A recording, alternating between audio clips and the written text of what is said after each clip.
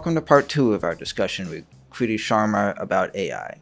If you haven't yet, be sure to check out part 1, where we talk about the many usages of AI in law firms and how to address many of the concerns about AI in the legal field. My next question, which is about finding the right tool and integrating it. And I know different size firms have different resources, so I'm sure there's not a one size fits all kind of thing. But what can firms that have less resources, uh, what should they be looking for when trying to choose an AI tool that can best help them and deliver value? Yeah, that's a great question. So, Justin, with the current wave of AI, especially post GPT-4 3.5, we now live in a world where software is able to understand human language and human intent incredibly well than it did before. And what that means is a creation of new forms of companies or products or tools that do not require a lot of specific implementation or configurations or long cycle times or specialists on your teams to deploy them. An example of that is CoCounsel, which is the leading AI legal assistant. It's part of CaseText, is a company we acquired a few months ago. Um, what it really means is these tools, you can just get started with very little implementation time or no implementation time, just get going. So you can start to understand the value of these tools and run the pilot and see what the value is and how quickly your users can adopt and embrace it. The user experience is so easy. We've all seen how quickly ChatGPT and other similar tools grew because they're so easy to use and there wasn't much of a learning curve or implementation time period. And I think the bar for software products, B2B or business products, business applications, the expectation from the users is now just very, very high in terms of make it super easy. I just don't want to do a lot of work. I want the experience to be top notch, like I have in my consumer applications world. And it's becoming quite true. So for smaller firms, just using these lighter tools that you can just get started with without much effort and implementation and learning curve would be very advised. It would be my advice to just get started with tools like CoCounsel and CaseText and others in this category which are just so easy to use. The most important or sometimes overlooked part, though, is identifying the most important use cases to your business. And we've always talked about in the business world, what are the important problems? The same thing applies here. And so identifying the most important areas for your business, whether it's reviewing documents or doing legal research faster or drafting agreements faster, what are those use cases that you want to first champion and how would you measure the success? It would be an important aspect to consider early on. Yeah. And I know you mentioned earlier asking questions when looking for the right AI tech or any service provider at all. But specifically, what questions should firm leaders ask when looking for the best product for them? Yeah, so I think it would be very important to align it to the needs of your business. Say, for example, if you are using if your users are already comfortable with tools like Microsoft Word, then and you're looking for an AI-based drafting product, you would want it to integrate if you're using Microsoft Copilot or Google's Vertex or whatever, anything that's connected to existing habits.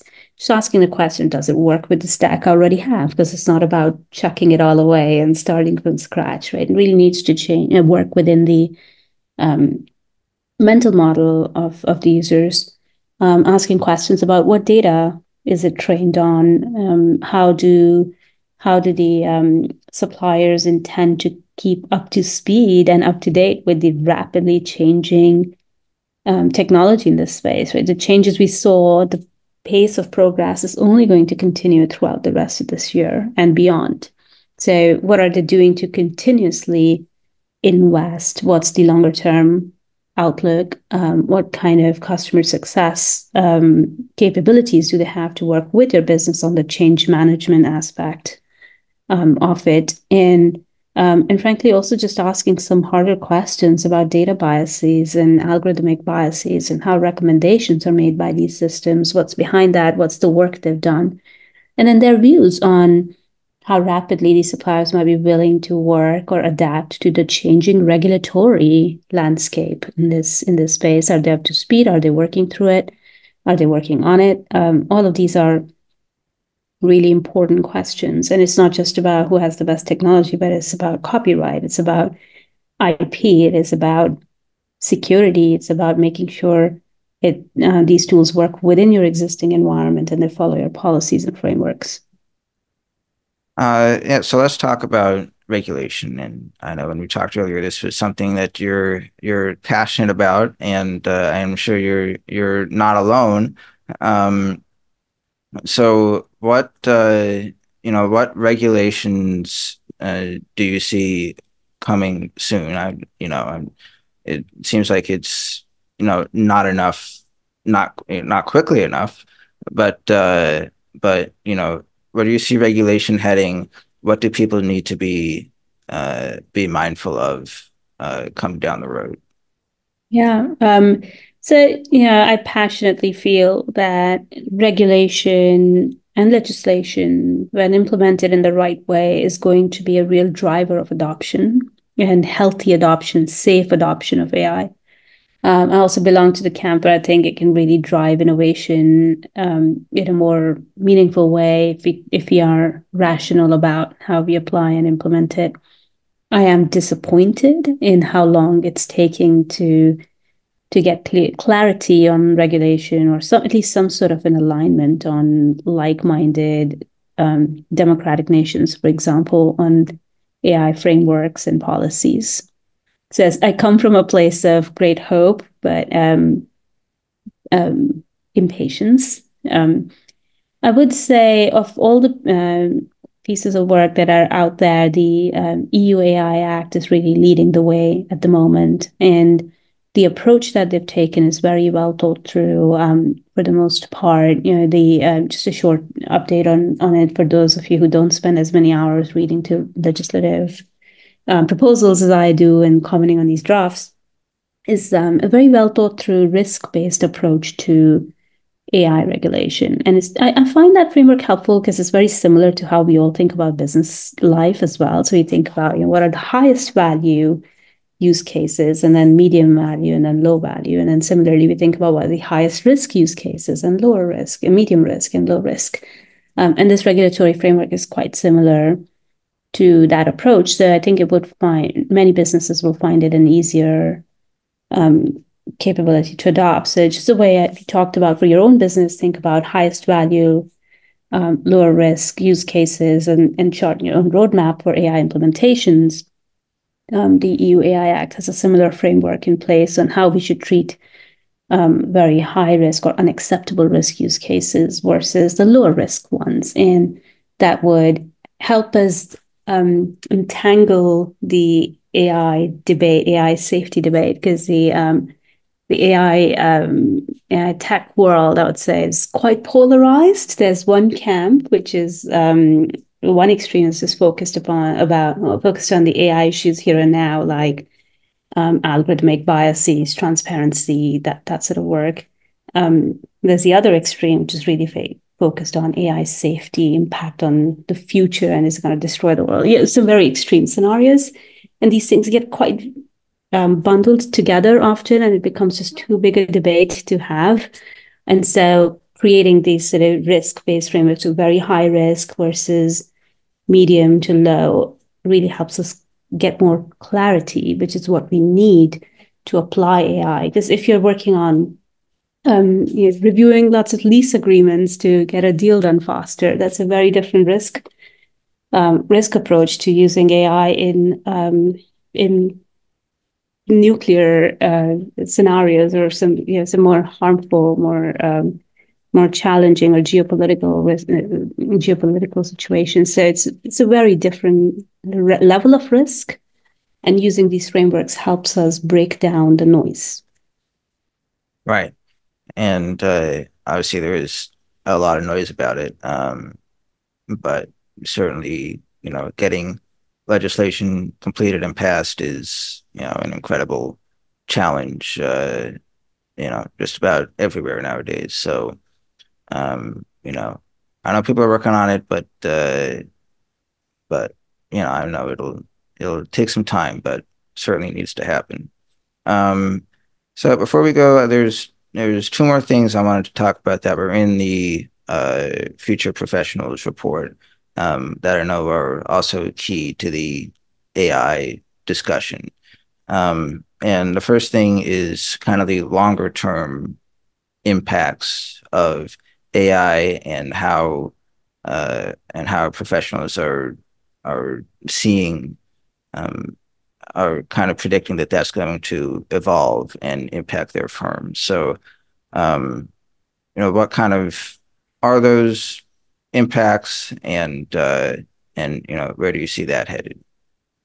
Yeah, so we hear a lot about from our clients, and our just a broader industry about the hopes and dreams with AI, but also what does that mean to the core of their business and the offerings that they bring.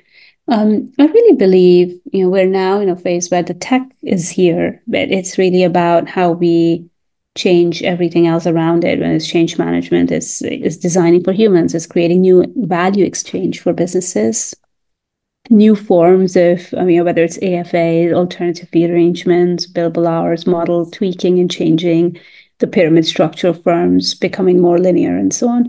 These are all very, very important questions.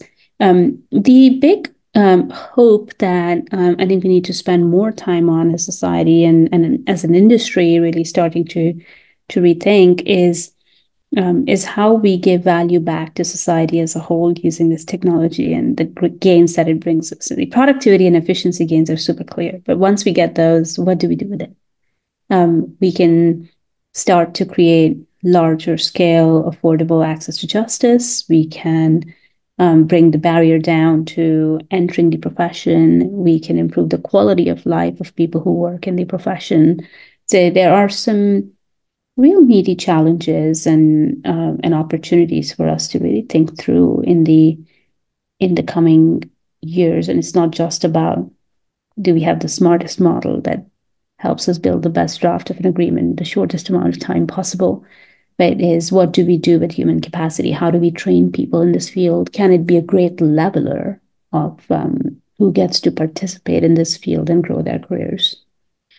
Yeah. And then the last thing is how, and I know we've talked a lot about what's top of mind for firm leaders, and this is another thing of talent, and making sure they have the best talent doing the best work for them. And um, obviously, as AI helps in the efficiency productivity space, it'll also affect the talent space. So, how so? What do firms need to be looking out for as it affects their employees and their recruitment?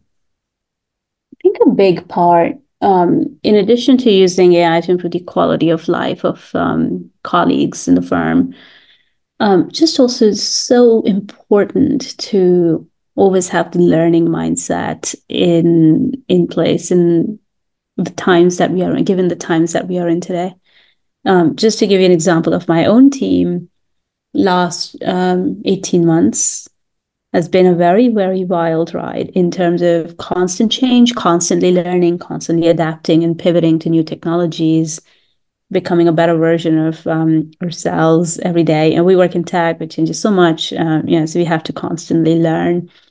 Um, and it really helps one think about creating a culture of learning, of innovation, of testing, implementing, learning again. And so there's just change is the only constant, as we now know, and we're right now still living in a GPT-4 world. We'll move to a GPT-5 world at some point, and things will change again. So being very focused on cultivating the right culture is very important, and thinking about talent more broadly. So it's a mix of technical skills, being able to adopt AI tools, getting the most out of them. These are newer and more unique skills. There are new careers and new jobs that will emerge. They're starting to emerge. There are areas like prompt engineering that has come up. We see great success from exceptional lawyers, top of their field, training AI models, for a lot of which that we launch to our clients. So just taking a more broader view of talent and the learning mindset is I think just the most important, and because there's so much more uncertainty. But what we can believe in is great people working on hard problems, coming up with fantastic solutions together. Yeah, and that's key to any project, and implementing AI is no different. So that definitely makes sense. Yeah, and I do hope, Justin, that we can create more diversity and equality in the workplace by leveling the playing field. Now, if, people can come from many different backgrounds. We see this in our research. The expectation from our customers and people in the industry that can welcome people from many different backgrounds in the creation of legal services or legal tools, legal tech tools, and AI, because it's a lot easier now to do so. So I'm very excited by that. Right. No, me too. Um, well, thanks so much for being here, Kriti. I think that was a lot of great information, and I think every time that we talk about AI, there's always something new to unpack, and so always something new to learn. So I'm glad you could update us on the latest. Sounds great. Yeah. Thank you so much for having me, Justin. Of course. Thanks to our listeners, viewers, subscribers for tuning in. Please subscribe to the A-Late YouTube channel. Leave us a like, leave us a comment, tell us what you think. And of course, you can always learn more about ALA at alanet.org. Until next time.